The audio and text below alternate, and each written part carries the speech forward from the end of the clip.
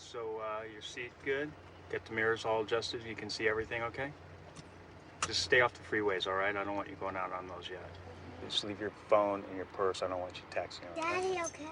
Okay. There you go. Be careful. Thanks, Dad. Call me, but not while you're driving. We knew this day was coming. That's why we bought a Subaru.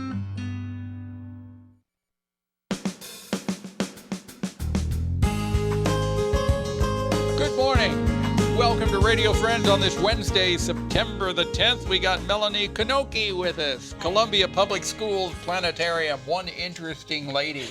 And you've got a show coming up this Saturday, This right? Saturday. September the 13th. That's right. The second Saturday of every month, we have public planetarium shows. Okay, over at Rockbridge. Over at Rockbridge High School, the planetarium that is within Rockbridge High School. But it is the Columbia Schools Planetarium. It is the Columbia Public I've learned Schools that. Planetarium, Okay. yes, as opposed to just Rockbridge. We want to share it with all, Right. as opposed to just Rockbridge. Now, the show that you have this weekend is a little bit different, isn't it? It is, because we are focusing on the little ones, on the young kids. Normally, a planetarium environment is not great for little kids.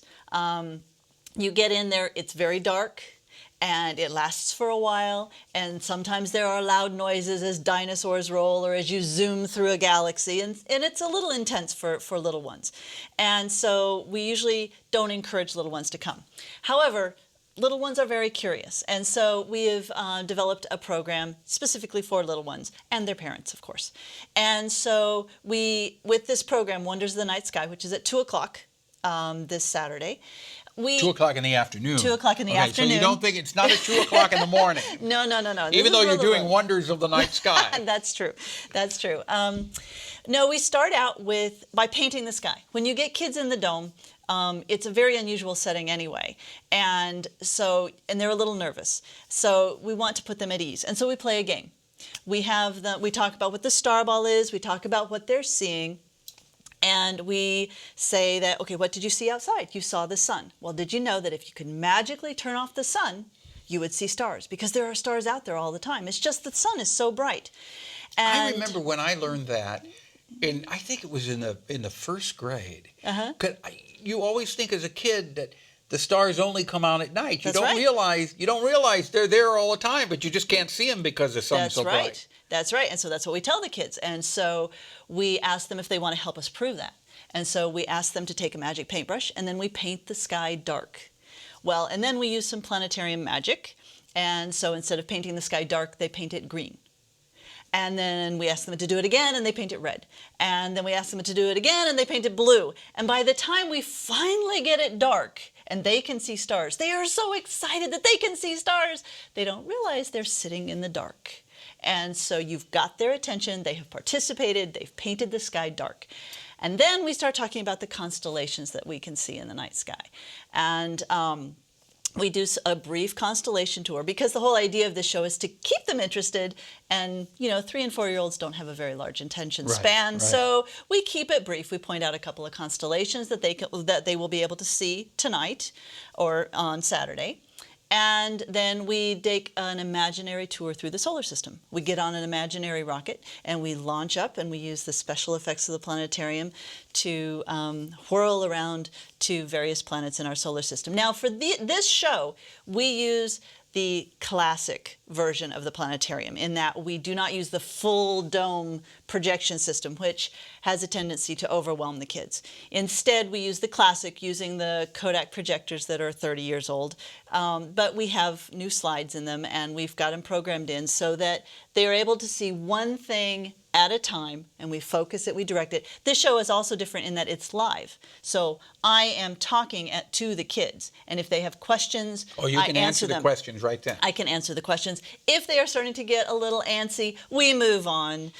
You pay attention to your audience and you adapt, you overcome. And so if you're spending a little too long on Venus, well, then you go on to Earth and then Mars, and you quickly go through the solar system. So how many kids can you accommodate this Saturday? Well, we can accommodate 85 kids and parents. Do you ask people to make a reservation? We have a website, and that this has a reservation. They can reserve their tickets. It is free. We ask for a $2 donation if they can do it, but if not, that's fine. But the planetarium's website is cpsplanetarium.org. Okay, CPS for Columbia Public Schools. Right. CPS Planetarium. Planetarium.org. .org. Okay, and you can right. make your reservations. It's for this Saturday, Right. September 13th at 2 o'clock. And once you get the 85, it won't take any more? Yeah, we can't. Now, and we have a 3 o'clock show, just real quickly. We have a 3 o'clock show, and this is it's called Magic Treehouse Space Mission, and that's for grades 1st through 3rd grade. And that is a full dome show, and that that is more for a little older kids. It's the Magic Treehouse series of books that 1st graders just eat up. My 1st grade son ate that one up. So, but that's for a little older. Yeah, and that'll be at? That's at 3 o'clock. 3 o'clock. Yeah. Now, let's talk about going outside into the night sky right now. Okay. To the east in the morning, if the you're bright an early star. Right. If you're an early riser, before the sunrise, if you look to the east, you will see the planet Jupiter. And Jupiter is rising up, so on through September and October, Jupiter is going to be getting higher and higher in the eastern sky. And it will be a bright star. It is going to be a bright east. star-like object in the east. Okay. Yeah, you're not going to be able to see a big neon sign that says, "This is Jupiter." Right. Okay, right. and it's not going to look any different than a brighter star. But it is a very bright star, and it's very dominant in the eastern sky right now. Will it be to the east of where the sun rises? Oh, that's a very good question. I think it's to the east because I saw it the other morning. Okay, and it is just a bit. It's a little bit to the east of where the sun would come up. Okay, that makes sense. And then in the western sky at nighttime? In the evening sky, in the southwestern part of the evening sky, you can see 2 planets. You can see Saturn first from the sun. Okay, sun sets in the west. As you move away from the west towards the south, you'll run into Saturn. Okay. And then if you like move that, you'll run into Saturn. You'll run into Saturn. And then how if you high keep off going, the horizon?